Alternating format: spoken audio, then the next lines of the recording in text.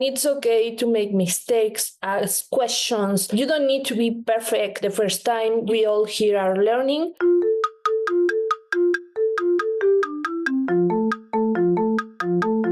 Are you a fitness-loving foodie? Then Defy Snacks is for you. Defy offers real, high-quality chocolate you love, combined with functional ingredients, giving you as much as 26 grams of protein per bag, so you can be both a little bit bad and a little bit good at the same time. As a female-owned brand, Defy dedicates a portion of its profits to other women-owned businesses. Currently sold in the US, you can find us on snacks.com and follow us on social at Defy Snacks.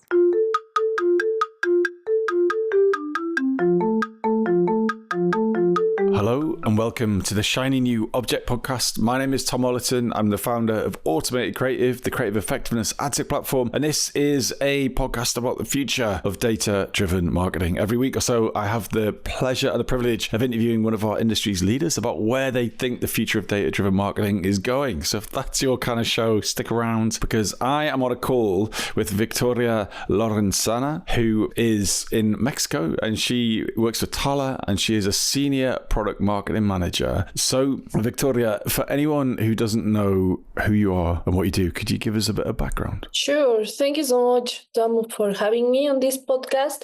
And yes, let me introduce myself.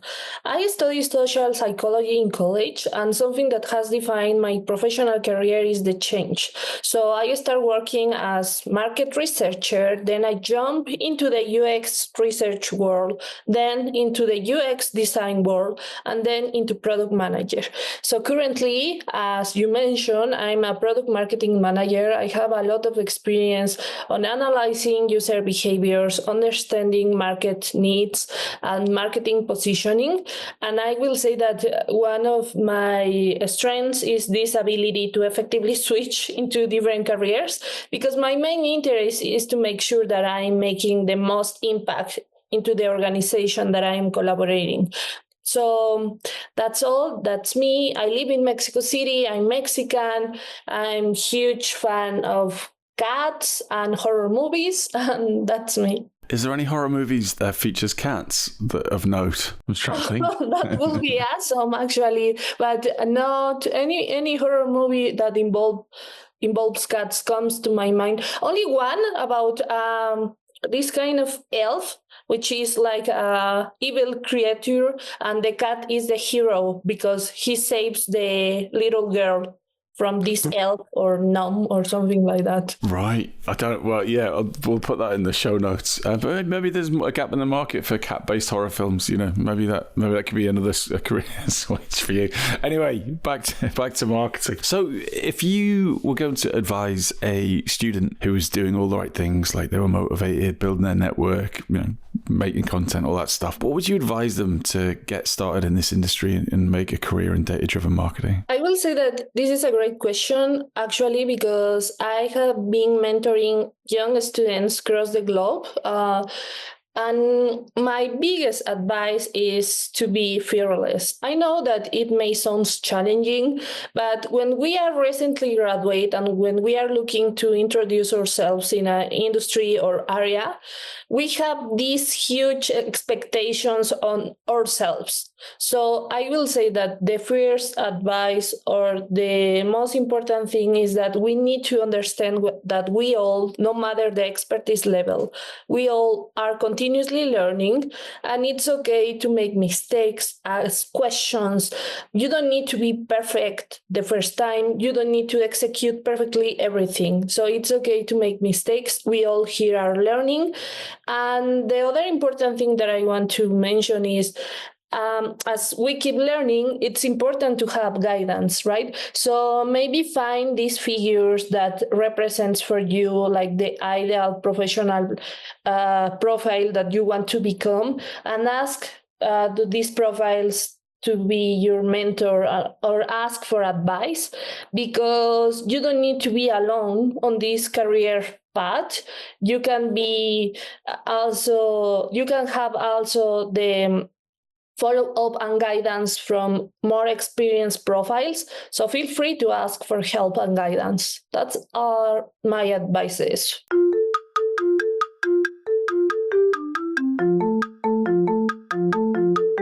So that's fantastic advice for someone looking to make their first steps in the industry. But I'm also keen to know, what is your advice? What's your best top bit of advice to become a data-driven marketer? So when you're talking to your colleagues and people on your team, what is the silver bullet, golden rule bit of advice that you find yourself sharing most often? Okay, so I will say that make sure that you understand your audiences, because in marketing, something that happens a lot is that the industry require us to be creatives, right? And it's fantastic. This is one of the things that I really appreciate about marketing, that sometimes you need to rethink, or you need to think about how to tackle different challenge from a creative perspective. However, you need to always keep in mind who is your customers, who are your audiences. By having this deeper understanding of them, of your audiences, their needs, and also by taking a look to the competitive set, you will find out the right answers, you will find what you need to communicate, and you will find the most effective ways to communicate these messages or position your product and things like that.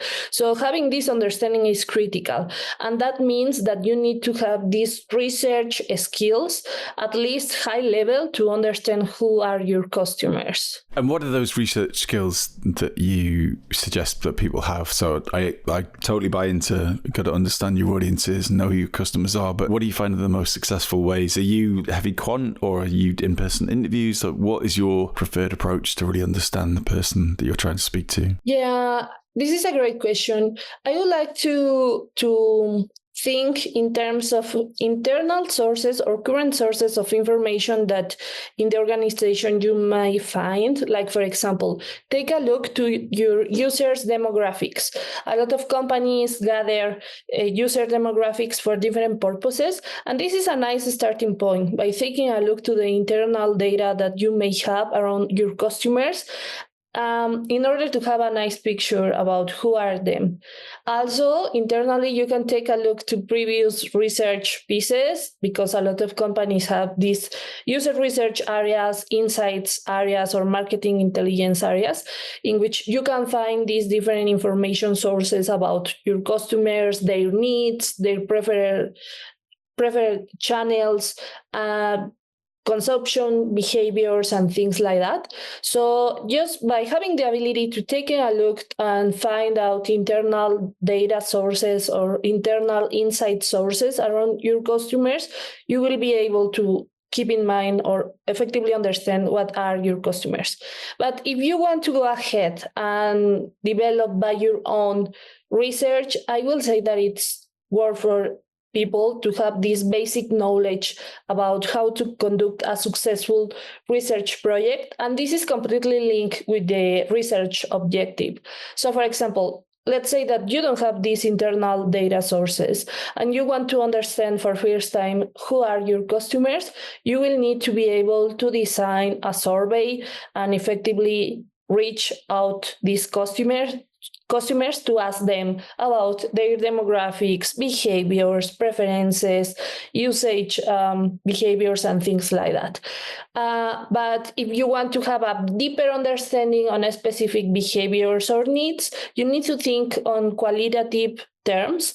And maybe for these purposes, you may it's more beneficial for you to conduct this kind of qualitative methodologies, like, for example, in-depth interviews. Sit in front of your customer and ask this customer about their behaviors, daily life, needs around the product, the service that you are offering, and things like that. So it's all related with the research objective, how you can apply different methodologies. But I think that there is a lot of information sources and a lot of guidance from the different organizations that you can take a look and use them as references, because for external, if you want to develop by your own research projects, if you want to execute, you will find a lot of guidance on internet from very, very accurate sources.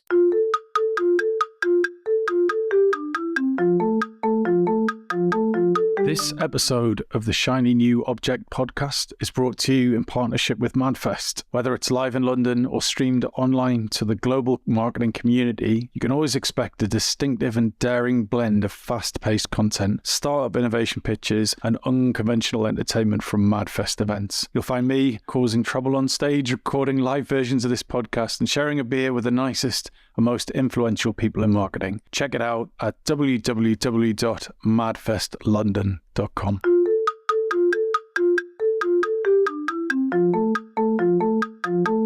So now we're going to move on to your shiny new object, which is the use of AI to analyze customer feedback. So this feels incredibly cutting edge and futuristic. I think I know what you mean by that. So, but for someone who's listened to this, and I'm not sure what that means, could you explain what using AI to analyze customer feedback is, and how do you do it, and why it's a good thing? Well, sure. First of all, I want to start by sharing why it's important to listen the customer feedback. And it's because we design products to effectively meet customer needs, right? This is our main objective from all companies, from all services. But how we can effectively meet these customer needs? We need to understand that we are in a continuously change environment, and customer needs may change quickly according to different lifestyles or adoption, or according to different competitors' offers and things like that. So this is why it's important for us to keep an eye on the customer feedback, but also in order to be able to optimize our product, service, or offer to effectively meet customer needs. So listen our customers is the key for a successful business. It's also completely related with how we can strategically meet our business objectives. So having said that customer feedback matters, and it's important for us to keep an eye on that. I will say that why this is new AI, we have listened a lot of AI, and I think that from different perspectives, at the beginning, it sounds like scary, right? Like AI has the capability to effectively design product experiences, or also to design copy, and may it sound threatening in terms of specific roles or tasks that we are continuously developing, particularly, for example, in marketing. So in marketing, one of the most critical elements is to be able to design a right marketing copy for different purposes, a tagline, value propositions, or things like that. But leaving aside the scary part of the AI and this idea of replacement for different professional profiles, I think that AI, it's super beneficial if we understand how to take advantage of it, and how we can and it's critical in terms of identifying what are the most challenging tasks that we are continuously developing on our daily basis, and how we can take advantage of the AI capabilities. So by merging these two ideas of how relevant is to listen the customer feedback and how effective is the AI to simplify tasks, this is why I am bringing this proposal to effectively using these tools to analyze customer feedback. In the past, for example, to analyze customer feedback, and this is coming from my experience as researcher, we need to review each one of the customers' comments. For example, let's think on Google Play Store reviews, or let's think on social media comments, or for example, when we have these kind of customer surveys and we have open-end questions, we needed to go and review each one of the customer responses. And I'm a little old school in terms of research. What we used to do is that we codify each response based on the answer, based on the topic, but it was a manual process. So you need to go through each one of these answers, each one of these comments, codify them, and after that, being able to effectively categorize them, and also to present a kind of quantitative landscape in order to highlight what are the most frequent comments or topics across customer answers. It was a very hard task. And for example, let's say that when you had a sample of 1,000 responses, that means that you needed to manually review 1,000 comments. And usually what happens is that customer responses, customer comments not only refer to one single topic. When a customer is providing feedback, customer may address 1, 2, or 3 or more topics within one answer. So the complexity of analyzing qualitative information is huge. But currently with AI, we can simplify this task, and I will explain how. Hey, Tom, I just want to make a pause to make sure that we are good. Yeah, this is fantastic. I love that you're going into embark on a very practical demonstration of how to do this. So yes, I'm all ears. Thank you. Okay, perfect. So, but also let me also mention another way in which we used to analyze qualitative comments, and it was by programming on SQL or even using Excel capabilities. But what used to happen with this kind of analysis is that it was hard for the different softwares, even for Excel or for SQL, to effectively find out multiple responses within a single answer from a customer. So at the end of the day, you miss part of the information. And also with this manual coding that I was mentioning, the risk was that since it was a purely human process, it was for sure sensitive to human mistakes. So what happens if you are very exhausted and you are not properly doing the coding or identifying the different topics? It was a challenge, right? So now what we can do is by having the right prompt to any AI tool particularly I have experience by using 2 AI tools, ChatGPT and the other one is Google Gemini. I have a successful experience on implementing this tool and using these tools to effectively coding qualitative customer responses by prompting correctly. So what you need to do is to select a significant sample of these qualitative responses.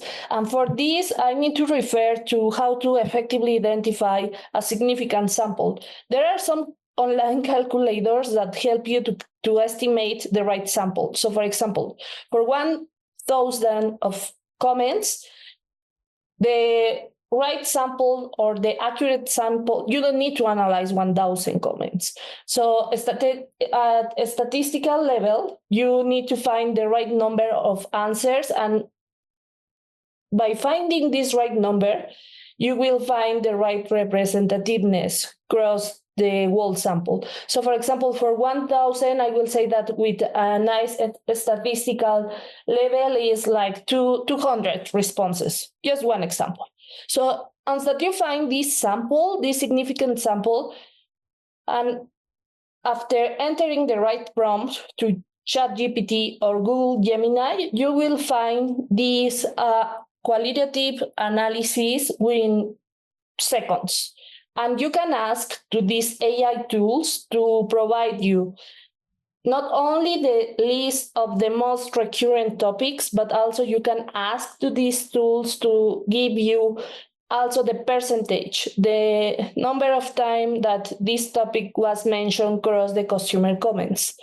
For sure that my understanding is that these kind of AI tools are still in progress to keep optimizing their models, their analysis models. And sometimes the tool can crash out a little bit. So what you need to do is just retry, re-ask, and see see if the tool is working fine and providing you the right data. But in my experience, I will say that I have run at least 20 analyses by asking these tools to analyze Google Play Store comments or open-end responses from very complex questionnaires. And it has been very successful and it has been super efficient for me because in the past, for example, with the manual coding, it took like 1 week of pure analysis of the open-end responses. But now with these tools, ChatGPT and Google Gemini, you can have this analysis of open-end customer feedback responses within minutes in one day. So it's super efficient. And I think that in the past, for example, several organizations were scared to analyze their customer feedback sources, right? Because the complexity of the analysis. But now, by using these tools, you can have a recurrent reporting on the customer feedback, on the open-end comments, without requesting too much energy on the analysis, and you will be aware and keep yourself up to date on what customers are saying. So I will say that just a quick recap, you can use this methodology for social media listening purposes in order to analyze customer feedback sources like CSAT surveys, NPS, the open-end responses, or to analyze when you launch a questionnaire and you have open-end responses. And you can also use this methodology to analyze Google Play Store or App Store reviews.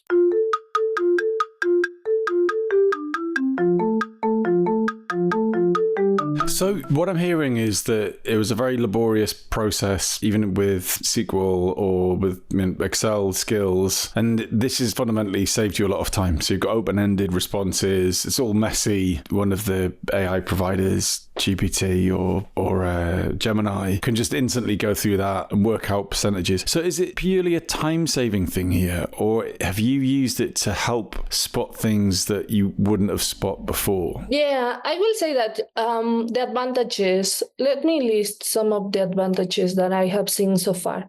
For sure that time efficiency is the most relevant. The other one is, for example, for SQL or for Excel, you need specific skills. But now with GPT and Gemini, everyone can prompt these tools and run the analysis. So I will say that is accessible for everybody without the need to having a special training. And the other advantage, for example, in comparison with the analysis that you can run with SQL, is that with SQL you have certain limitations and maybe you can skip certain topics.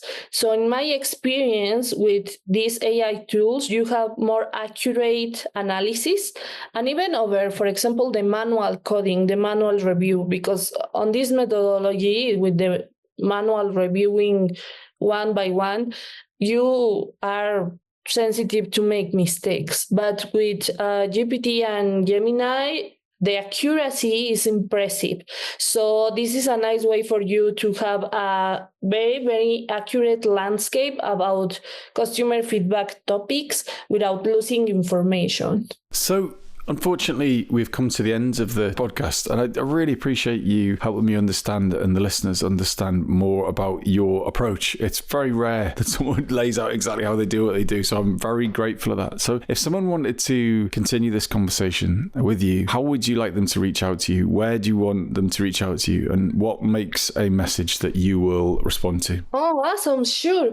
So you can find me on AD Bliss as mentor, or on LinkedIn, Victoria Lorenzana. And the only thing that you need to do is reach me out and let me know if you want to learn more about the usage of AI for analyze customer feedback, or if you want to learn a little more about my experience switching careers. I'm super happy and excited to provide mentoring to everybody or support. So yeah. Fantastic. Victoria, thank you so much for your time. Sure. Thank you so much for having me.